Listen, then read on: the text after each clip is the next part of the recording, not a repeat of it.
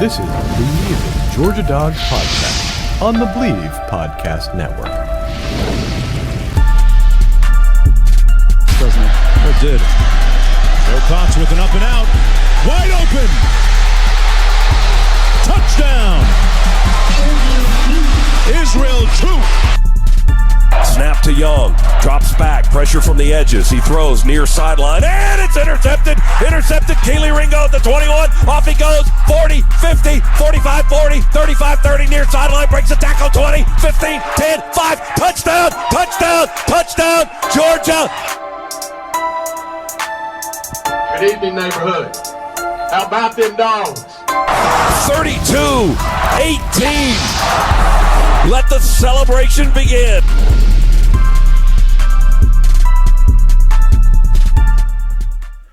Celebration indeed. Welcome in. It is the Bleav in Georgia Dogs podcast on the Bleav Podcast Network, or actually, no, just the Bleav Network at this point. Also coming at you on Brinks TV. Joining me is a very special friend of mine. Israel is out tonight. He is on track team duty, and they're putting their house on the market, so he is on cleanup duty at home. So joining me to fill in is my man from Illegal Motion, Bleav in Badgers, Bleav in Vandy, and, well, you can find him just about anywhere on the internet at this point. It's Matthew Perkins. What's up, man? What's up, Coach? Thanks for having me. I appreciate you having me fill in here this evening. So love that intro. Love that intro, by the way. One of my students made that beat. It's pretty slick. Yeah. I got a whole library of his stuff he let me have, so that's one of them. So his name is Nate Deason. He was in my first graduating class at Hillwood. Well, there you go. He's him and Nick Madrid were friends. So we got an action-packed show. Like I said, you can find Matt on Illegal Motion. You can find the two of us together on Illegal Motion. We joined forces with Josh Cook to deliver that show, and Bleav in Badgers, which is absolutely killing. If you haven't, this is SEC country, so you may not know the beauty of the Bleav in Badgers podcast. But if you want to jump in Big Ten country, my man Matt's the man. Him and the Hebrew Hammer himself do a great show. They're actually going to be there's some big news in that. I'll let him tell you if he wants to. But we are brought to you by betonline.ag. It's our partners continue to be the number one source for all your betting needs and sports info for all the latest sports developments, including the updated odds of NBA playoffs, fights, and even next season's futures. And don't forget the MLB is back as well. We know who we're picking to win the World Series. Matt, you're wearing it on your shirt.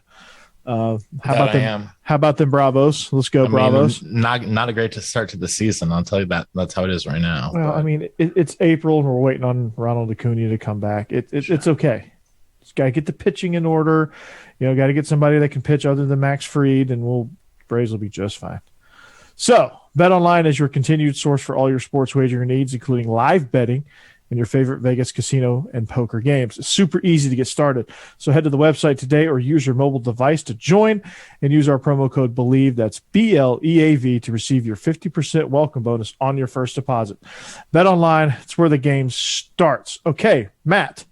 What's up? We're going to talk a little Georgia because, well, we are the Bleav in Georgia Dogs podcast. So we're going to talk a little Georgia, and then I'm going to turn it over to you and let you kind of go on about what's going on with you and your ventures and everything like that, and then we'll wrap this puppy up and deliver you into the weekend. So, Amarius Mims, one of the biggest stories of the spring for the Bulldogs. Amarius Mims goes into the portal, unannounced, unexpected. He's competing for a starting job, goes into the portal, actually goes on a visit to Florida State, and after a 2-day visit, returns home and says, you know what, maybe the transfer portal is not for me. I'm going to come back to Georgia. So what were your thoughts on that as far as that goes? And then I'm going to ask you just a general question on the portal. Like, if you get in the portal, should you have to transfer, or is it okay to, come back? All right, let me answer the second part of that question first. I saw that our mutual friend Jake Crane had posted that exact same thing on Twitter the other day, asking if you go into the portal, is that where do you have to then leave? And I would say, if I am a coach and I go interview for another job, I don't get the job, or decide to come back to that job, I don't lose my job just because I've interviewed somewhere else.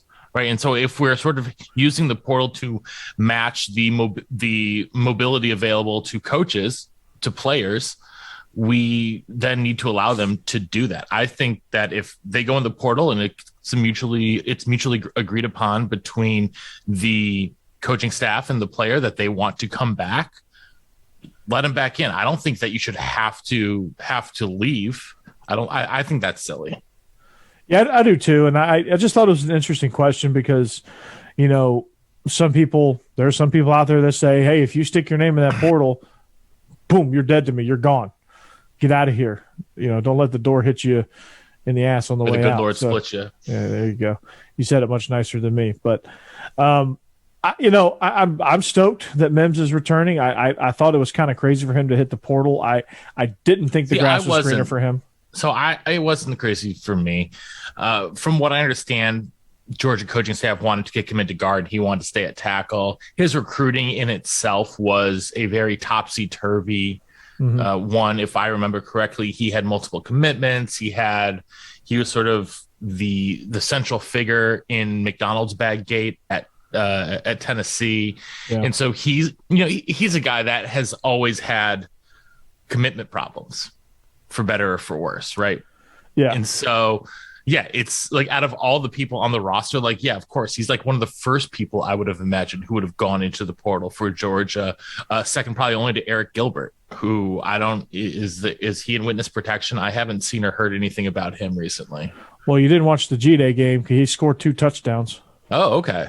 Yeah, he's back, and he's apparently he's in a good headspace right now. So that's good. Yeah, I'm all locked into the Wisconsin spring game, which is coming up this Saturday. Yeah, so it was a good showing for a few people. Eric Gilbert being one of them, Stetson Bennett, Carson Beck. But yeah, no, Mims coming back is huge. I don't think it's over for him at tackle either. I think the coaching staff just wants best fit, best 5. And Stacey Searles has always been a cross trainer type guy. Like, hey, no guard, no tackle, and just get in where you fit in. Yeah, well, you mentioned the cross-training thing, and I think that is an interesting philosophy because one of the things that Georgia shares with Wisconsin has been a strong offensive line play for the better part of 2 decades now. I mean, Wisconsin's case, it's 3, but in the different offensive line coaches that the Badgers have had, the last one, Joe Rudolph, who's now at Virginia Tech, he cross-trained everyone on everything. And I thought it was to such a degree that it actually ended up hurting the line because no one was really able to truly excel at any given position except for the center. And so it led to much worse offensive line play over the last, I'd say, 3 seasons than would to be expected at Wisconsin. And I was wondering how you sort of felt in general about cross-training and the amount to cross-train guys on the offensive line. Well, I think you got to start with your tweeners. Like if you have a guy that's not quite fast enough to play tackle, but not quite big enough and thick enough to play guard, depending on what your base scheme is, you kind of have to cross-train him to see where he fits. But I think in the case of Joe Rudolph, I think he went a little overboard and cross-trained everybody, which I don't think is necessary. There's some guys that, without a shadow of doubt, they're tackles, and that's what they are. Mm-hmm. Leave them alone, put them at tackle, and let's roll. Like in Georgia's case, Project Jones. And it's interesting because Bob Bostad, who was the Badgers offensive line coach for I want to say 6-8 years in the late 2000s, early 2010s, one of the best line coaches ever, is back at offensive line coach at Wisconsin. He'd been the inside linebackers coach and developed All-American Leo Chenal, amongst other guys. But he's back coaching the offensive line, and there's been like 2 guys who have been cross-training, and the line seems to be much stronger at the same point in the offseason 1 year later, even though they've only had conditioning in the 15 practices that are sanctioned under the coaches. But I just think it's really interesting to see sort of how that one like small change in approach can really affect the room overall. And no doubt.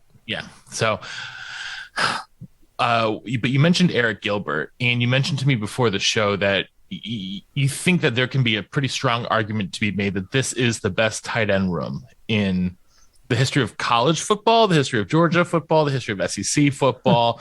I'm curious as to how far you want to play this out. Depends on how hyperbolous I'm feeling today. But in all seriousness, this is probably in the country this coming up season. I'd be willing to do a little research and figure out who actually here's had the thing. The best tight end room. Oh, well, here's the thing, Coach. I've been doing that research.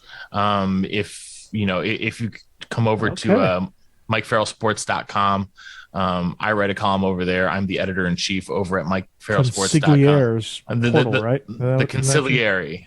The Conciliary. The Conciliary. That's the southern in me. Conciliary. Conciliary. Yeah. Thanks, Coach. The Conciliary's notebook, my weekly column. This is coming out on a Friday. It'll come out today. And, I haven't attacked this, but in my editing of Mike, we've looked at tight end rooms. And this season, I think that they have the 1A tight end room in the country to Utah's 1B. I adore Utah's tight end room for this year. I think that they have their top. Don't think you're wrong. Their top three are so strong and so complimentary. Hey, Matt, I present to you Oscar Delph, incoming freshman. Mm-hmm. He is Brock Bowers light. Okay. And then Darnell Washington, obviously, the NBA player. But spring game really surprised me. I could see us legitimately getting into 14 personnel and not thinking twice about it. I mean, as a Wisconsin person, that gets me excited in the nether regions when I see. We uttered the words 23 personnel last week. That's a lot of fun. You should listen to our show last week. I mentioned I name dropped that you would be that you and Hebrew Hammer would be excited that we would spot Paul Christ at our spring game. Oh yeah, absolutely. You kidding me? Bring out the personally, my favorite is what's referred to as the Barge Formation, which uses an extra offensive lineman, a tight end, two fullbacks, and a tailback. Yeah, we did something like that with Jalen Carter and Jordan Davis in the lineup at the same time. Yeah, that's fun. That's a lot of fun. That is, figuratively and literally. So, I mean, I'm a big believer in Utah. Yeah, I like Utah. And if you want to go historically, if they can play to their expectations, I think the three groups, I should say, that stand out to me. Most recently would be that Iowa tight end room of 2018 that had both Noah Fant and TJ Hawkinson. Both guys were first rounders.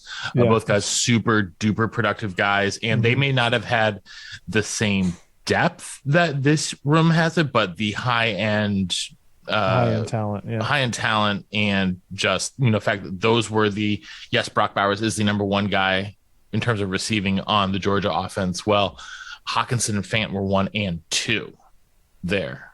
So, that's tough production to beat there. Yeah, it's really good. I mean, you can look at Iowa tight ends for the past 15, 20 years almost, especially when you go back earlier to the Dallas Clark days. There was some, there was always a guy right after the guy that seemed to step in and fill in well. The other teams considered would be early 2000s.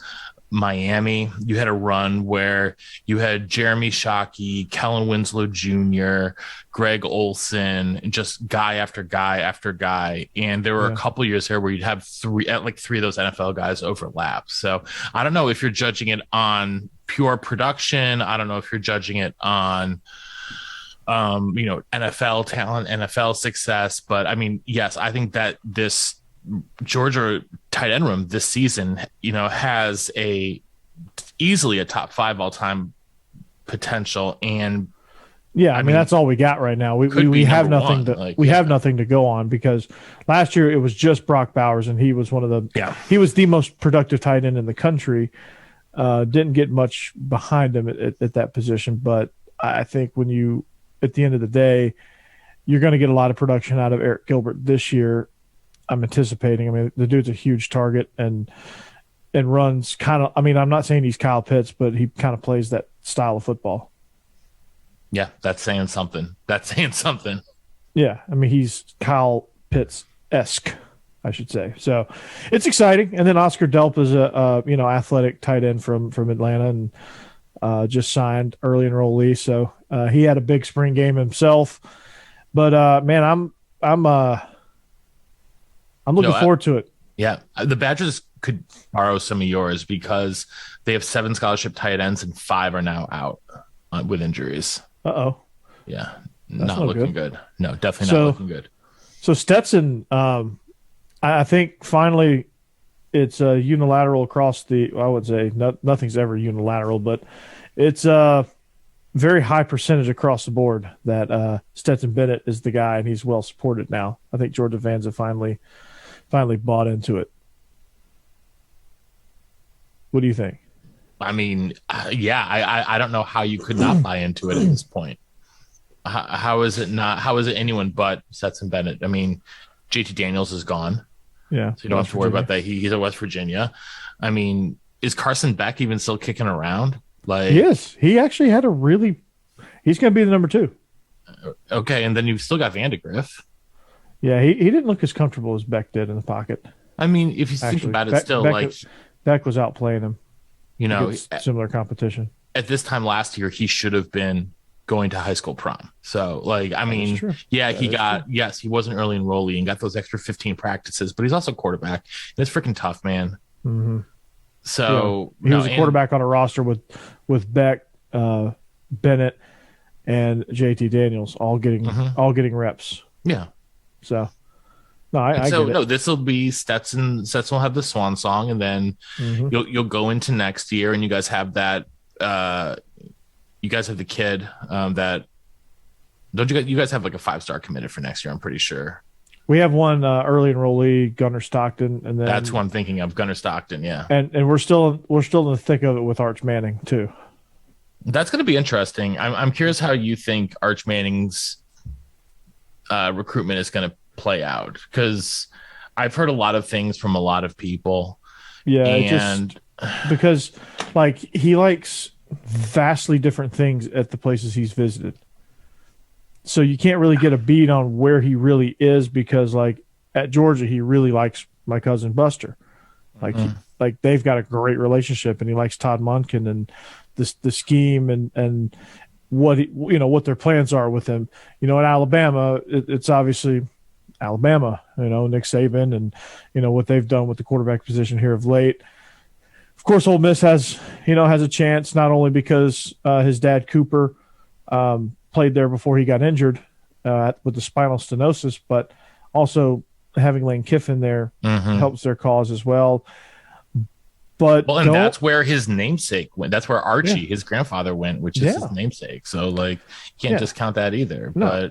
But also don't discount Virginia out of the race, because like the entire Manning family outside of Olivia, all the females in the Manning family are Virginia people. They all went to Virginia. That would be something for Tony Elliott. That would be imagine if Tony Elliott got that in his first real cycle. I mean, it's not out of the realm of possibility. So, I mean, this recruitment's going to be interesting. Out of the 3 Manning recruitments so far, his included. So Peyton, Eli, and now Arch. I would like to see Arch go to somewhere that is not Ole Miss or Tennessee. Tennessee's out of it, I think. Yeah, I mean, I didn't think Tennessee was going to be in any way. I mean, who would want to go to Tennessee at this point? No. I sure don't. No. Even if the McDonald's bags are a little heavier than they are other places. I mean, your Happy Meal is truly happy, right? Yeah, but I mean, like, money can only buy so much happiness, and I'm not sure if you could pay me enough money to live in Knoxville. No, that's true.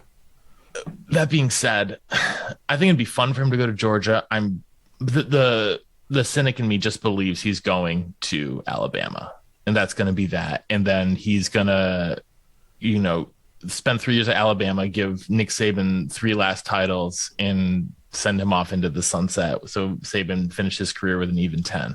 I would rather him go to Ole Miss. I would too, absolutely. Obviously, do you know where I don't want him to go? I do not want him to go to Texas. I don't think he's going to go to Texas. I don't know, man.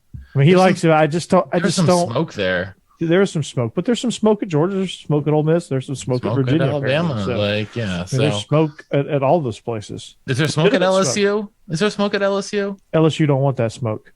Ugh, that's too bad for them. But I don't think he's good enough to join the family. I do declare, Arch Manning, you could come play for me, Brian Kelly, in a day and twice on Sunday. Oh boy, we'll have a crawfish bowl. Oh man, yeah. Brian Kelly. Arch is like, aren't you from Boston? Yeah, aren't you Irish Catholic from Boston? Who? Let's not get in there. Let's not get in there. Yeah, let's not do it. So no, he's not going to LSU. Let's just put that one to bed. I'm happy to. I can guarantee he's not going to Oregon either. Gun to my head today, I'd say he's going to Ole Miss. Yeah, I would agree. I would agree with you there. I would say Ole Miss, followed by Georgia, Alabama, Virginia. I'd say I would. Honestly, for me, I would flip Alabama and Georgia. I'd have Alabama second. Yeah, but yeah, I can relatively agree after that. Yeah. So, the draft's coming up, Matt. Yes, sir. And Georgia's going to have quite a bit of front seven talent in that draft. Yes. How do you replace 5 potential first rounders? Well, I mean, for Georgia, it's just plug 5 new 5-stars in. Yeah. Is what it seems to be like. I'm very jealous. No, well, I mean, yes, you have 5 new starters, but at the same time, your backups got so much play last year and were such an integral part. Georgia, as well as anyone under Dan Lanning, used a lot of rotations on the defensive line, right? And so the guys you still have who are still eligible, there's guys who got tons of snaps last year, right? I mean, Nolan Smith, just looking at him alone. Smith, I mean, he was he could have gone to the NFL too and been a second rounder, but I think he came back. I think he's going to get a first round grade after this year.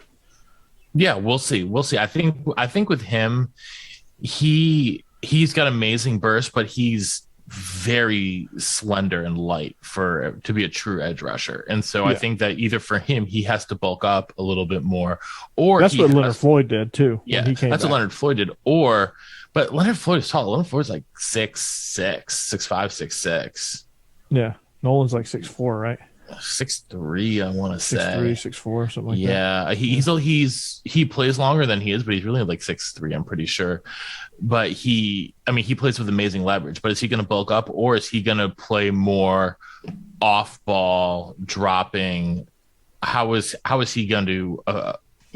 I think the question for me then is, how is he going to adapt, and what is the new staff going to do, or what is the new defensive coordinator going to do in order to again maximize his talent? I think they're going to send him. He's a good pass rusher. He's a great pass. I mean, he's not a good pass rusher. He's a great pass rusher. He's if I could start my college football team this season with a pass rusher, I mean, he's not going to be my first pick. Obviously, that's Will Anderson, and then Dallas Turner. And then Dallas Turner. Yeah, don't get me wrong. Dude, Dallas Turner's crazy. Oh, my God, man. Dude, Dallas Turner is nuts. He was the guy in the title game that just, like, blew me, off of my couch. And he was recruited as a middle backer, I'm pretty sure. Mm-hmm. I'm pretty sure they just, like, he got there like, oh, why don't you just try playing edge rusher? Like, okay. That's that cross-training, man. Cross-training. Yeah, I mean, that seems to be the theme of the day, right? Yeah, but yeah. After that, I mean, Nolan Smith would be probably my next choice if I could have any pass rusher in the country. Yeah. Followed by Nick Herbig at Wisconsin. Yeah, who's not a bad deal. Who's a stud. Yeah, but actually Herbig and Smith have very similar measurables. Yes. But they're both outstanding pass rushers due to the fact that they're insanely fast with their first step and so nimble and able to change direction very quickly. And part of that is due to the fact that they will weigh 100 pounds less than the offensive tackle that they are playing opposite of. Yes, and that helps. But that can also help you get bullied around in the run game. But when you're Georgia last year, I mean, your front three are going to keep, 5 offensive linemen off of the rest of the defense. And so I think for the Dogs this year, what they have to figure out is what does their defensive interior, especially rotation, look like, especially when they go to maybe 2 down lineman looks, which I know that they will do a lot in third down situations, things like that. And so who are the guys that are going to be on the field for those snaps? And because, I mean, let's face it, like, what did Jordan Davis play? Like 40% of the defensive snaps last season? Did he even play 50% last year? I don't think he did. I don't think he had to. Yeah, exactly. And that's my point. So, I mean, how many – you're actually replacing less snaps as a percentage than you would think for a defense that is replacing 5 of their front 7. Right. And so – and Zion Logue, my guy from Lebanon, he's gonna step in at nose. He's got huge, man. He's 6'6". He's real big and long, and just, I mean, he's not quite as, nobody's the mammoth that Jordan Davis was, but he's certainly somebody that can eat up some blockers. Jalen Carter's going to be, one of those ends. He's going to be. Well, I mean, Jalen Carter is fantastic, and he'll be the other guy in the 2 down. Like I think those 2 guys can command a lot of attention, so that your rushers, and you can do some unique stuff with your pressures, with the linebackers, with Trezimon Marshall and Jamon Dumas Johnson. Those are going to be your 2, Money and Mack. That's the name of the inside linebackers, Money and Mack. I like that. And Trezimon Marshall had a really, really good spring game, especially in pass coverage, which is something that Georgia hasn't had much of at the linebacker position, even with Nakobe Dean being a stellar pass cover linebacker. They haven't got that just across the board with both of those positions. So they're excited about that, I know. So that's gonna be fun. And then Chaz Chambliss at Sam. He's going to be kind of your run edge guy, your stand up guy. In third down situations when they do go the 2 D linemen with the extra linebacker, Chaz Chambliss will probably be that extra guy. MJ Sherman, Robert Beal, Xavier Sori will be also kind of in that mix as well. Sori's a kid I like a lot. I think that he's got really high ceiling. Yeah, he does, and he's actually listed as the backup money. But he's one of those that can jump down and play either. Yeah, no, I liked him a lot coming out of high school. I think it was just last year. I mean, he's a redshirt freshman. So, yeah. But his high school tape was really impressive. Absolutely. So, just check out Georgia spring game, Matt. You'll get a lot of answers there. But before we get to you, because I know we're not huge on time, so. Before we get to you, I want to tell you about Athletic Greens. Tons of people take multivitamins, but it's important to choose one that's top quality. With one delicious scoop of Athletic Greens, you're absorbing 75 high-quality vitamins, minerals, superfoods, probiotics, adaptogens to start your day right. Their special blend of ingredients supports your gut health, your nervous system, your immune system, gives you that energy boost, recovery, focus, and, of course, aging, which is lately that's what I need. So it's lifestyle friendly. It fits a wide range of diets. So Matt, your South Beach diet, man, it fits right in. South Beach. There's only 1 gram of sugar and no chemicals or artificial anything, man. So reclaim your health, arm your immune system with convenient daily nutrition. It's just 1 scoop and a cup of water every day. That's it. So to make it easy, Athletic Greens is going to give you a free 1-year supply of immune-supporting vitamin D, and 5 free travel packs with your first purchase. All you have to do is visit athleticgreens.com/Bleav. That's BLEAV. Again, that's athleticgreens.com/Bleav. Athletic Greens, take ownership of your health. These statements have not been evaluated by the Food and Drug Administration. These products are not intended to diagnose, treat, or cure or prevent any disease. Yeah, so the link is also going to be in our description, so you can click that too. I almost nailed it. It was so close. Almost nailed it. I'm sorry. I apologize in advance. I wrote that copy, so I apologize in advance for. Or I should say, I guess this is in retrospect. It's not advance for making you read that too fast. No, it's all good. I wanted to. I saw that as a challenge. I'm going to nail it at one point. And I'm going to nail it really fast too. So I believe you can do it, Coach. I can. I got it in me. I got the auctioneer in me. So it's your turn now. I know not much is happening on the Bleav in Vandy front lately. I know that's kind of Bleav in Vandy gig. front. We've got the combination of my co-host having. Well, he didn't have the baby. His wife had the baby, but having just had a new child within the last couple of weeks, plus the fact that let's say it's like Vandy blows. It's not fun to talk about. It's awful. It's so bad. Like I was like Ryan Seymour, former Vanderbilt offensive lineman, NFL offensive lineman for I think he plays for 7 teams. Ryan and I have the best time on the show. But it's usually when we're talking about anything that's not Vandy football. Well, because why don't you just go rogue and just turn it into a rogue show? People to like just mention like one Vandy thing to justify being Bleav in Vandy, and then just rock and roll with whatever. Yeah, I mean we'll do something. Ryan's juggling being a new dad, new job. So it's things are a little tough for him and me on my own, man. It's. Whew, talking about the Doors, I could maybe do a little Doors baseball right now. Went to a Doors game the other day, baseball game against Florida. Vandy boys. Yeah, Vandy boys. And then they had a big, Coach, man, they had a big thing for alumni where you could go and get all this gear. It was all super cheap, like everything like $5, and like we're talking like brand new like sets of Ruds, like spandex if that would be like $70, $80. They're $5. Like everything's like $5, and like hoodies and sweatshirts are $15. So went the other day, you got a ton of gear through my wife's you got to be Commodore outfitted Club. for your show. Yeah. Oh, I am completely fitted, suited, and booted for that. But no, I mean, more stuff is happening over with Bleav in Badgers. Bernie and I, Matt Bernstein, a.k.a. the Hebrew Hammer, Wisconsin legend. He and I have we're hitting it weekly in the off season right now. As we ramp up to our games, we will be coming at you with twice a week's usual Monday morning fullback, breaking down the game every Monday in season.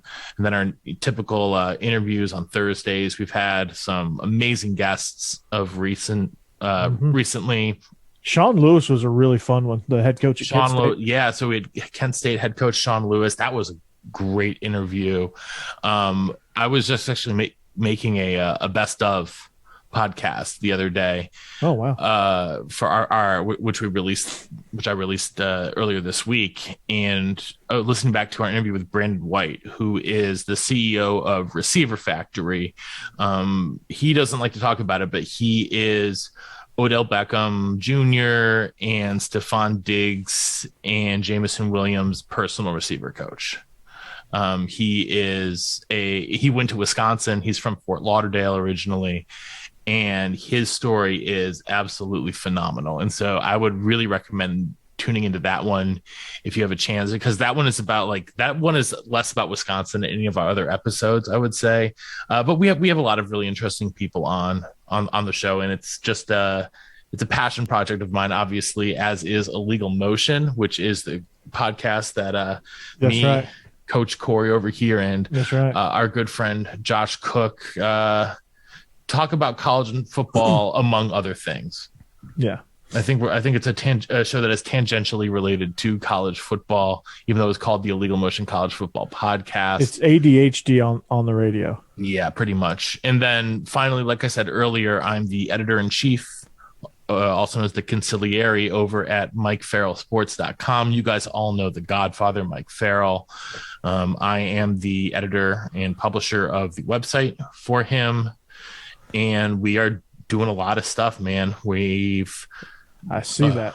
Yeah, he left Rivals on March 31st. Yeah, so it's now April. What is today? The 21st. So it's been 3 weeks, and the site's been growing by leaps and bounds. We got a lot of stuff going on there. where we've got 3, 4, 5, 6 articles a day coming out right now, videos, podcasts, and everything you want to know, especially in the portal. I'm really impressed with. We've got a portal beat writer basically, who's been doing some really good work. And but make sure, if you want to stay up to date on the portal, which I actually think it's really interesting that the Dogs haven't brought in anyone from the portal yet, have they? They've not. I'm surprised. I thought we would. Yeah, we would look at defensive backs or Georgia and or somebody. As far as I know, Georgia, Iowa, and Oregon State are the only 3 schools that have only 3 group of Power 5 schools that have not brought in anyone in the portal. And for me, 2 of my 3 best friends support 2 of those 3 teams. So exactly. So on the other end is Wisconsin, who's brought in 11 guys. That's crazy. Ole Miss is bringing everybody in, so we can't. Yeah, Ole Miss take everybody. Yeah, I mean, we took a look at Jahmyr Gibbs. We took a look at Eli. We almost got Eli Ricks, but he ended up. That would have been interesting. I think Ricks would have been really interesting for you guys. Well, that would have solved a lot of our issues on defense. Yeah. But yeah, that I'm surprised we didn't go nab a corner, go nab a safety, or go nab something. Because Wisconsin got 3 of them. That's Wisconsin got 3 corners and a safety. So I guess we just didn't need it. Yeah, including Cedric Dort, who was at Kentucky for a last couple of years and was pretty decent. So excited about having him around. That's a good get. I know Vinny had a hard time losing that one. Yeah, he's a good one. He's a really good one. I'm actually the guy I might be most excited about. Just weirdly, is we got a guy from Arkansas, Vito Cavaruso, the kicker. Nice. Wisconsin hasn't had a kicker since Coach, your former nemesis, Rafael Gaglianone, was kicking for them. Oh wow, yes.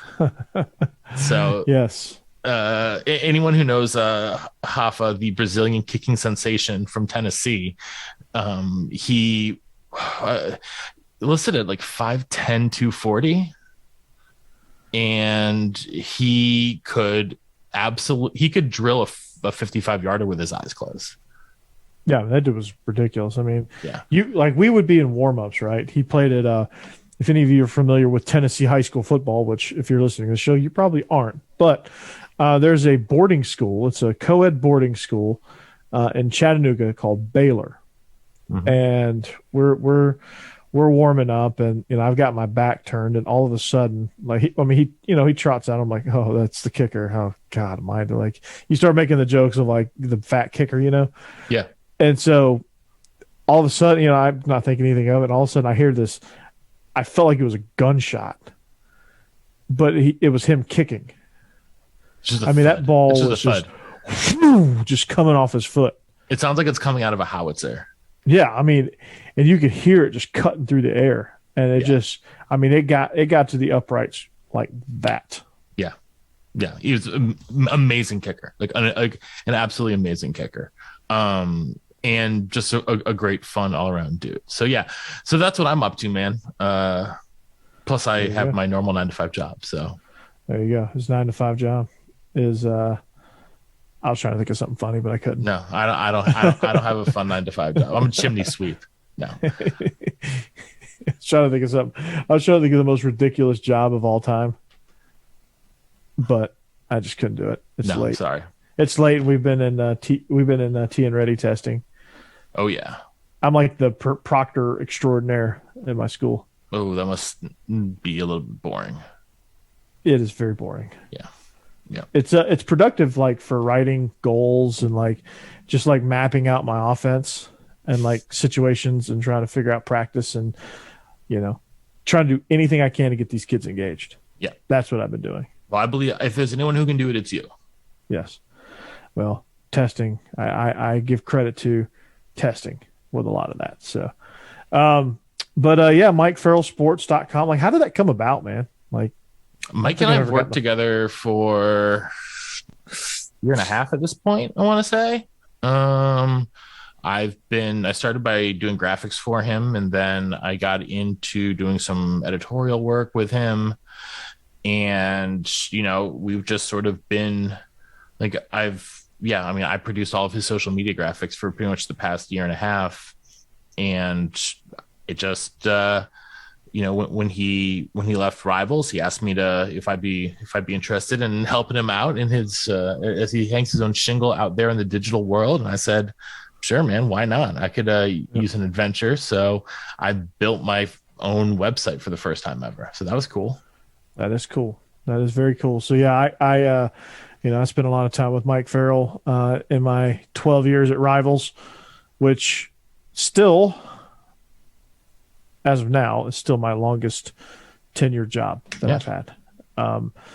Teaching, I've been teaching for going on 9 years, but only 5 of those has been at the same spot. I've made 3 stops in those 9 years, or soon to be 9 years. So I'm completing my 5th year at Hillwood. So I'm eligible next January for tenure in Metro. That's good for you, dude. Exciting. It's pretty That's exciting. Awesome. So, but I'm happy. I'm gonna stick around. I got a good situation coming, and I've met with the architects several times on my room at the new school. It's gonna be dope. It's gonna be dope. Yeah, man, I see it. I see it every day when I see the construction every day. It's going to be dope. I saw the layout. It's going to be outstanding. I'm looking forward to it. So, but yeah, man. I know you got to run. I know you got some projects to do, but I have brochures to go make. So I have brochures. So you're a travel agent, huh? No, pretty much. I'm sending them. I'm sending them to a conference in Charlotte. So yes, in some ways I am. There you go. So you got to make this little brochure nice and tidy with their itinerary. So I'm gonna let you go and rock and roll with that. But that's pretty much all we got right now. We're kind of in a dead period. Yep. A little programming note for next week. We are in anticipation for the NFL draft. We did talk to Joe DeLeon last week about NFL draft stuff, so we will probably re-air that because A, yes, it was that good, and B, it's relevant to what we're talking about. So that'll be a relaunch there just to get some more coverage on that. So if you're watching, we thank you for watching. Hit that subscribe button, hit that bell notification. It'll let you know when there's new content available. Follow us on social media. Matt, what's your socials? At Bleav in Badgers everywhere, and my personal Twitter is @_Perko_. So, but check out MikeFarrellSports.com and at MFarrellSports on Instagram and on Twitter, and at Farrell Portal on Twitter as well. We've got every time. If you want to know who the latest to be in the portal is, just follow at Farrell Portal. Every time a new guy goes in the portal, we let you know. Every time someone has announced they're committing somewhere else, we let you know. It's the number one stop for all your portal related needs. That's right. And we hope that Israel did not get hit in the head with a discus tonight or take a javelin to the chest. That would have been tragic. But track me once where I saw someone get hit by a discus in the head. Yeah, I think he just texted me that one of the coaches there almost got hit. So I've seen that. I've seen someone get hit with a javelin. That was not great, and I hit someone with a shot put once. That's a different story for a different time. That is. We'll have to do story time later. So, but all our social is scrolling on down below. So take a screenshot, give us a follow. Our people are growing. Our network is growing slowly but surely. And I went on the Uptempo podcast earlier this afternoon, so give that a listen. Joined in with Blake Lane on a new upstart podcast. He actually got his start from TikTok. He had a TikTok that went viral about him actually hammering on Kirby Smart. He's an Auburn guy. And that particular one went viral, so he started a podcast. And, all right. And full circle, he had me on. So, and I was it's a pretty big deal when I'm the special guest. So, that's how I feel right now. Yeah, you are my special guest. You are a big deal. You're a much bigger deal. I'm going to ride your coattails on this one. So, but anyway, Mike Farrell Sports, very good people. Mike and I are also in good times. from our Rivals days. So Mike is a great guy, great writer, great with recruiting. So yeah, I have no doubt that Mike Farrell Sports is going to blow up. And Rivals has sort of pulled Mike off of the recruiting beat to focus on college football, and he's going back to the recruiting game because I've told him, like, as his consigliere, he's the godfather. I'm his consigliere. It's literally what I'm here for. And I thought, like, he's going to be getting back into recruiting hard, and it's going to be awesome because he's got you for college football. Well, and because there's no one better when it comes to recruiting. There's no one better.